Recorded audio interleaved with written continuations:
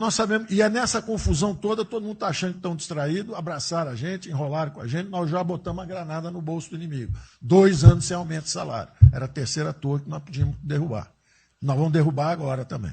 Isso vai nos dar tranquilidade de ir até o final. Não tem jeito de fazer um impeachment. Então nós sabemos, e é nessa confusão toda, todo mundo está achando que estão distraídos, abraçaram a gente, enrolaram com a gente, nós já botamos a granada no bolso do inimigo. 2 anos sem aumento de salário. Era a terceira torre que nós pedimos derrubar. Nós vamos derrubar agora também. Isso vai nos dar tranquilidade de ir até o final. Não tem jeito de fazer um impeachment. Fala-se muito que o Brasil tem muito servidor público, mas isso é uma falácia. O Brasil tem 12 a 13% dos trabalhadores que são servidores públicos. 12 a 13%. Os Estados Unidos, que é o berço do liberalismo, do capitalismo, que é o líder dos países capitalistas, né, e liberais, tem 15, mais de 15 servidor público. Dependendo de alguns estudos, chega a 20 servidor público. E tem 300 milhões de habitantes nos Estados Unidos. Todos os países desenvolvidos, né, a média da OCDE é de mais de 20 servidores públicos. A cada 100.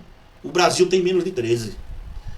Não é à toa que os serviços públicos aqui no Brasil são precários. Em quantos locais nós chegamos e falta o servidor público para atender ali o público? Quando nós chamamos a polícia não chega por falta de policiais. Quantas escolas possuem ainda alunos sem aula por falta de professores? Por que não melhora o ensino? Porque ainda falta muitos professores, até para serem auxiliares, por exemplo. Você vai na saúde e falta médico, enfermeiro, até atendente, para atender ali o cidadão. Então é por isso que o Brasil tem esse péssimo serviço, porque na realidade o Brasil falta servidores. E se vocês forem observar e fazer uma pesquisa, nós vamos ver que falta realmente policiais em todos os estados, falta professores, falta fiscais do IBAMA, fiscais tributários, fiscais do Detran, em geral. Né? E é por isso que os serviços do Estado no Brasil não funcionam direito.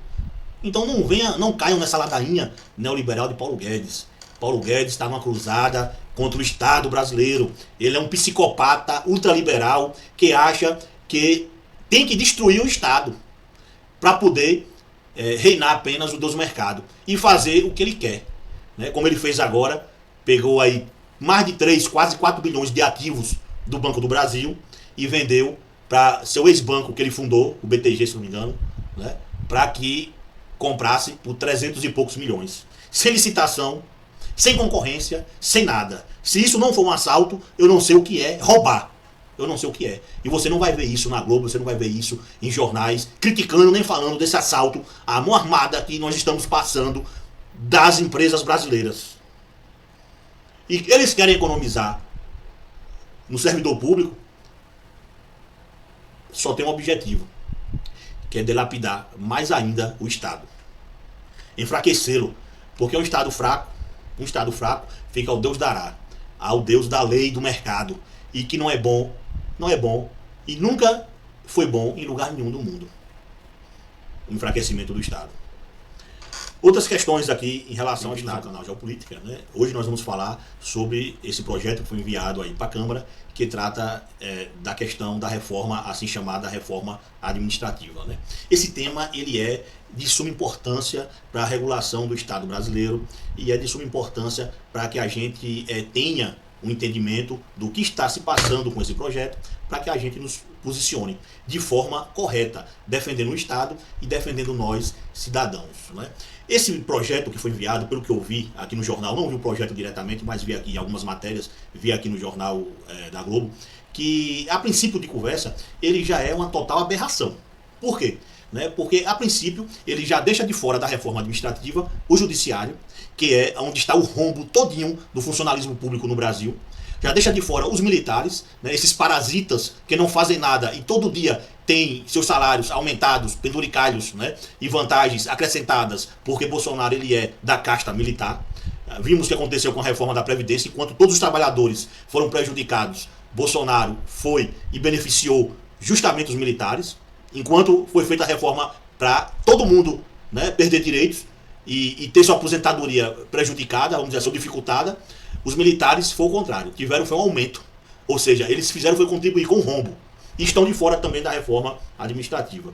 E nós temos, né, o poder também legislativo, que está ali cheio de cargos de confiança, aonde nós sabemos muito bem aí que funciona as rachadinhas, né? Nós estamos acompanhando aí como é que os deputados rapam todas as verbas públicas aí de gabinete, e de um salário de 30 mil passa aí a sequestrar quase 100 mil reais através das rachadinhas, né? E ficando aí milionários, claro, que não são todos, né? Nós vemos aí acompanhando essas denúncias ultimamente da família aí especializada nisso aí no Brasil, que é a família do nosso presidente aí. Agora você imagine que justamente essas classes aí é que estão de fora da reforma administrativa. E aí você vê que essa reforma administrativa, ela vem para aumentar mais ainda a desigualdade que já existe no serviço público. Porque o servidor público, de maneira geral, ele ganha pouco. A maioria hoje está concentrada nos municípios, como nesse gráfico aí. Desde que se implantou no Brasil a municipalização, né, dos serviços públicos, saúde, educação, segurança, você tem a municipalização cada vez maior. E hoje o grosso dos servidores públicos estão nos municípios. É só vocês procurarem saber quanto é que ganha aí o guarda de trânsito aí municipal, a guarda civil municipal, o professor municipal. É só vocês procurarem saber o gari, procurarem saber, que vocês vão ver que eles ganham menos do que um servidor do Estado e um servidor federal. Mas só que essa reforma, ela vai atacar justamente na base. E no topo do serviço público, principalmente o judiciário, ele vai ficar completamente inalterado, inatingível. Então, essa reforma é uma reforma que não serve para nada, só para aumentar a desigualdade que já existe dentro do serviço público. Porque as castas superiores ficarão mantendo todos os seus privilégios. E a base irá, né, mais uma vez pagar a conta através de uma reforma dessa, neoliberal, que esses caras vêm plantando no Brasil desde quando o Temer assumiu e vem impondo essa agenda neoliberal. Já fizeram o absurdo que só existe no Brasil, que é o teto dos gastos. Já fizeram a reforma trabalhista, já fizeram a reforma da Previdência, tirando direitos, dificultando a aposentadoria do povo, e agora o ataque final, que é o ataque ao servidor público, o pobre, né? Porque o rico vai continuar sendo inatingível, né? Então é uma reforma que é um absurdo, e quando eu vejo pessoas defendendo um tipo de reforma dessa, eu vejo a ignorância que impera ainda no Brasil. Ignorância, porque muita gente não sabe, mas o servidor público, ele é um servidor do Estado. No Brasil, ele ganha apenas 8% a mais, em geral, do que o servidor privado, particular, né? Na média mundial, eles recebem 21% a mais. 21% a mais. No mundo inteiro, o servidor público recebe a mais do que o da iniciativa privada. Isso é até pouco. Por quê? Nós sabemos que a iniciativa privada, né, a maioria, se você for ver os casos mesmo de terceirização, pelo amor de Deus, né, ninguém paga nada ali. Né? Não pagam hora extra ou pagam só a metade, não pagam e deixam de pagar vários direitos e benefícios do funcionário. Eles embolsam esses benefícios para ganhar mais e no final o funcionário é quem sai perdendo. Então, já o serviço público não. Por lei, e até uma questão de moralidade, até uma questão do serviço ser, né, estatal, ele tem um direito, tem seus direitos assegurados e vai ganhar um pouco a mais, lógico e evidente. Né? Com relação à questão da estabilidade. A pessoa que é contra a estabilidade, ela não sabe de nada. A estabilidade é que faz com que o cidadão ele sirva ao Estado de forma independente, transparente e seja um servidor mesmo do Estado. Seja um servidor do Estado e não um servidor a serviço de algum político ladrão. Porque você imagine os fiscais tributários, né, os fiscais de uso e ocupação do solo, né, os fiscais do IBAMA, né, os fiscais em geral, sem a estabilidade, eles teriam coragem de atuar? Teriam coragem de impor a lei? Jamais, jamais. Até mesmo porque o político irá colocar aqueles que façam exatamente o que eles querem. No mínimo, eles fiscalizariam aqueles que são contra a oposição e deixariam, né, os que são do lado do político que está no poder, exercendo o poder, de fora. Os amigos do rei. Né? Então é por isso que o serviço público ele tem que ter a estabilidade. Isso é o que garante a ele não ser descartado na ação de suas funções. Não tem por que a gente ser contra isso, é um absurdo. Né? Então a estabilidade existe para isso. O cara que entra no serviço público, ele passa anos estudando. É uma pessoa altamente preparada e qualificada, que passou anos estudando para poder entrar no serviço público. Quantas pessoas Ou vocês mesmos já tentaram entrar no serviço público e não conseguiram? Então, você quebrando a estabilidade, você vai fazer com que os cargos sejam preenchidos por indicação. Então, se o serviço público vocês acham ruim com esses cargos, com pessoas altamente qualificadas, você imagine com pessoas totalmente desqualificadas, sem formação, ignorantes, semi-analfabetas, a serviço do Estado. Então, se o Estado, vocês já acham que o Estado já é caótico, você imagine com esse tipo de pessoa que se submete à rachadinha, a receber um salário e dar uma parte para o político que o indicou. Então, você imagine aí a quantidade de rachadinhas que iria se espalhar no Brasil, feito praga, com pessoas incompetentes a serviço de um político. Então, não seja idiota de ser a favor e ser contra, na verdade, a estabilidade do servidor público. Vamos fazer aqui um raio-x rápido sobre a situação do serviço público no Brasil. O Brasil, ele tem em seus quadros uma maior quantidade de mulheres, como nesse gráfico aqui que eu vou mostrar a vocês, né? Então, nós temos mais mulheres que homens no Brasil. E por incrível que pareça, as mulheres ganham bem menos. Mas isso não acontece só no serviço público, não. Isso acontece no privado também em geral, né? É uma questão de que nos cargos de chefia, nos cargos de confiança, eles estão concentrados mais. Ou seja, os homens são maioria absoluta nesses cargos. E com isso passam a ganhar mais, né? Ele mostra os 3 poderes. Observe que embaixo nós temos aí o poder executivo. Essa linha que traça aí, ela faz um corte salarial. Observe que no poder executivo, essa parte que está aí abaixo do corte é a quantidade que ganha acima de 5 mil reais. Aí no meio nós temos o legislativo. Observe a quantidade de pessoas que ganham acima de 5 mil reais já é maior. Quando você vai para o judiciário, observe aí que quase todo mundo ganha mais do que 5 mil reais. É aí onde está o problema do serviço público no Brasil, que eu falei lá no início. E é esse poder que não vai ser nem tocado nessa reforma essa reforma administrativa. Esse outro gráfico aqui, ele faz um raio-x dos servidores públicos em geral. Observe que na base aí, são servidores que ganham até no máximo 3 salários mínimos. Acima, você tem aí servidores que ganham de 3 a 5 salários mínimos. E aí vai aumentando, né? Até chegar lá no topo, os que ganham mais de 20 salários mínimos, que é a menor parte, e com certeza é onde está o rombo maior. Agora, alguns cargos desses são, a maioria, cargos de quê? Juízes, promotores, né, policiais federais, auditores fiscais, são funcionários, servidores de alta remuneração. E que o Brasil, por incrível que pareça, nós não temos um dos melhores salários mínimos do mundo, mas com relação a esses cargos, se não, e não foi igual, é um dos maiores salários do mundo. Nesses cargos aí que eu citei. Esse outro gráfico aqui ele é importante, é interessante também a gente observar. Veja que nessa primeira barrinha aqui à esquerda, nós temos um trabalhador do setor privado. Observe que do lado dele, né, logo na sequência aí, da esquerda para a direita, você tem um trabalhador do setor público municipal. Ou seja, observe que o setor público municipal, o funcionário público, o servidor, ele ganha a mesma coisa do funcionário da iniciativa privada, né? Aí você vai para o servidor estadual, que é a terceira barrinha, observe que já ganha mais. E quando você vai para o setor federal, né, os trabalhadores aí públicos federais, aí você vê a distorção. Então, dentro do serviço público, existem essas distorções. Mas, voltando a repetir, né, essa reforma, ela quer atingir justamente os servidores da base, não é o do topo não, da pirâmide.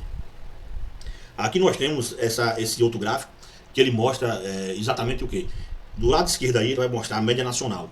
Você vê o funcionário público de um lado e o do setor privado do outro. Observe que a diferença é pouca.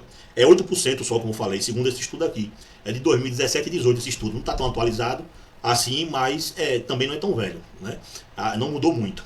Então, do lado direito aí, você vê que a média internacional, o servidor público ele ganha mais do que o servidor privado no Brasil. Na média mundial, foi o que eu disse. Ganha 21% a mais os servidores públicos mundiais, na média, do que o servidor público aqui no Brasil, da iniciativa privada em relação ao setor público. E aqui nós vamos finalizar, né, com essas profissões aqui do serviço público. Observe que a primeira aqui à esquerda é um varredor de rua, que nós chamamos de gari, né? Conhecemos por gari. Observe que o salário de um gari é de apenas um salário e meio. Isso você colocando aí insalubridade e vários outros direitos que ele possui, porque a maioria, a base é um salário mínimo só. Então, com mais alguns direitos que ele tem, até por lei, né, insalubridade, por viver em local insalubre, mexer com produtos perigosos, ele só recebe um salário e meio. Os garis, né? Observe aí a miséria, né? Aí você vê o professor, que com todo o investimento que vem sendo feito há anos e anos, desde o Fundef ao Fundeb atual, ele ganha em média 3,5 salários. O professor ganha em média 3,5 salários. Aí você vê do outro lado um médico clínico. Observe que a média salarial dele também não chega nem a 10 salários mínimos. 10 mil reais, não chega nem a 10 mil reais. Uma média aí salarial dos médicos no serviço público. Né? E até se fosse 10, 12 mil, seria muito pouco ainda. Pode ter certeza que um médico no setor privado, ele vai ganhar muito mais do que isso. Tanto é que é uma profissão que não faz de jeito nenhum concurso. A maioria nem se preocupa em fazer concursos públicos, porque não estão nem aí. Porque no mercado privado eles ganham até mais. Né? Aí você vê um administrador que ganha pouco também. Você vê um enfermeiro civil, né, do município, do estado, que ganha também pouco. Né? Um engenheiro, na verdade, aí civil, né? Não é enfermeiro não, engenheiro. Você vê que ganha também aí seus 12 salários mínimos. Aí aqui você vem pro filé mignon, o topo da pirâmide, que é o auditor fiscal e um procurador de justiça, com mais aí de 20, 30 salários mínimos. E é justamente os que ficarão de fora da reforma administrativa. Vai sobrar para quem a reforma administrativa, no final das contas? Vai sobrar para o gari, para o professor, para o médico, para o administrador, para os fiscais, enfim, para a casta inferior do serviço público brasileiro. Então isso é uma aberração, mais uma distorção, mais um avanço na desigualdade, que já é grande no serviço público também, e tende a aumentar. Tende não, com essa reforma aí, vai aumentar.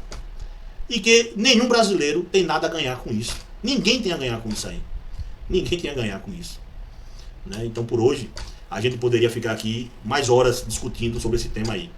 Mas tá bom, deu para esboçar aqui algumas coisas sobre o serviço público que muita gente não tem noção, mas que é a realidade. Então não pense vocês que o servidor público é aquele marajá, não.